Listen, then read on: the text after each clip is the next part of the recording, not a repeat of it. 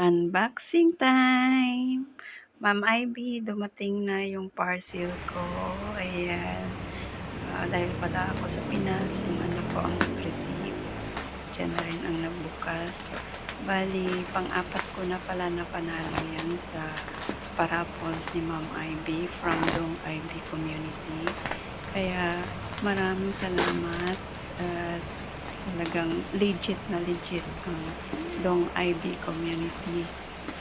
At sa kanila din, dahil din sa tulong nila, nakuha ko rin ang 1K subscriber.